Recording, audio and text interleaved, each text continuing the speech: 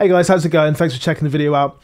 I want to take a look at two features of plugins that I think every plugin should have, and they either need one or the other. So I'm kind of splitting plugins into two bands here. So the first is EQs and the second is every other plugin, because I think EQs would all benefit from having this one feature and almost every other plugin would benefit from having the other. Let's check out what they are. So first of all, I've got the 8200 here from Pulsar. Now, I've been doing a few videos on Pulsar stuff recently. I love all of them. They're fantastic. Check out the links down the bottom. I get a couple of quid each time, but they're just so good. I really love them. And I've been looking at the EQs and the compressors. And this EQ is different because it possesses one feature that I've never seen before. It may be available on other plugins, but I've certainly never seen it before. Now, we've got some EQ boosts and cuts going on here, but you'll notice that when I actually play the track from the top, it's not actually EQing it, and you'll see when I bypass it, it's not actually making any difference.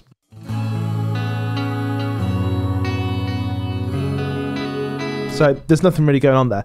And that's because although I've got these boosts and cuts, the gain scale down here is all the way down. Now, gain scaling is really important, and I think that all EQ plugins should have this. Check out what it's doing. So it's at 0 at the moment. As I bring this up, it's taking all the boosts and cuts that I've applied, and it's kind of saying what percentage do you want them. So you can see I've got some pretty heavy boosts and heavy cuts going on, but I've done that because that's what they were like at 100%, and I can bring them down or bring them up. And think about this in an automation sense. You can just automate this one control and it's going to like just either open up your track or close it off, or you can do it for verses into choruses, whatever you want. Listen, as I bring this up, it's just taking the frequencies that I've identified as being good or bad and either boosting them or cutting them as I bring this gain scale up, and it's kind of like a fader for all the stuff that I want in a track.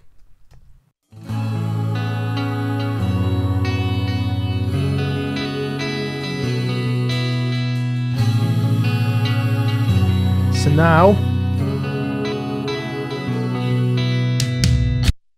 it's just meaning that I can say I want that EQ curve, but I want a certain amount of it. I want that EQ curve to be present, but in the verse I want like 20% of it, and in the chorus I want 80% of it.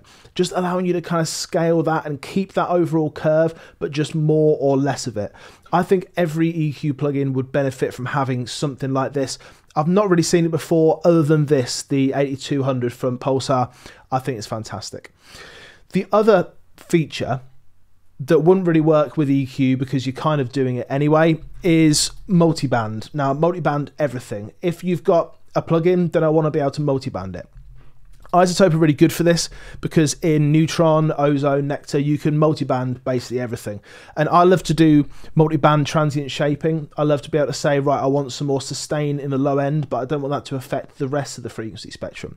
And we can like solo the bands here as well. So let's get to like a chorus section, for example, and let's just take a listen to the low end.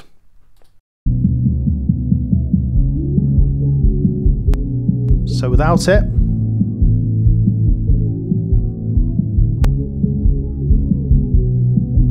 I'm just able to bring up a little bit of the sustain so I can affect the bottom end on the bass guitar without affecting the kick. And just think about how many instruments you can actually affect if you have this frequency dependent thing. Like if you're going for transient shaping alone, if you're affecting the mid-range, then you can just bring up the snare without affecting the guitars too much, or maybe the vocal, or you can bring up just the guitar if you go for the sustain portion. In the bottom end, it's going to be the kick and the bass guitar or the bass synth, whatever it is. In the top end, you're going to get like your S's in the vocal, maybe some high end on the snare and some cymbal stuff. You've got loads and loads of control over different areas of the mix just by like frequency dependent stuff. And it's the same for compressors as well. So having just a split band compressor, a multi-band compressor, if you will, allows you to just compress the low end in a different way.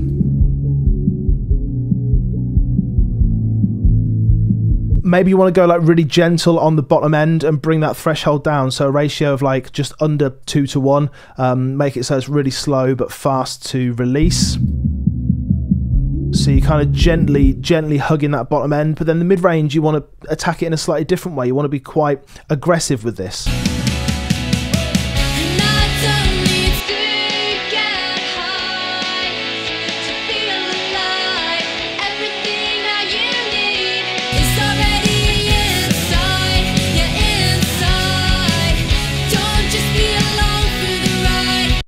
So you want to be able to compress different parts of it differently, and having that amount of dynamic control would be unbelievable to have it in every plugin. Can you think of any plugins that would benefit from this? Like, I like the idea of multi-band limiting and splitting kind of the different areas and being able to limit those differently. Reverbs would be kind of cool if you could split the bands of that and have just like a different reverb. Say you've got like a spring reverb applied to the mids or a plate reverb applied to the highs. That could be cool to have it in just one plugin, so you haven't got to split a load of buses. But that EQ curve thing, like a gain scale, it's kind of unforgivable not to have that in loads and loads of plugins, because it's such a unique feature that being able to automate that on one part, one plugin, one parameter when you're automating is unbelievably useful. And I think these two features should be in every plugin. They should either have gain scaling, or if they're not an EQ plugin, multiband everything. That's what I say in my book. I'd love to hear what you think though. Let us know in the comments, and I'll see you again soon. Take care.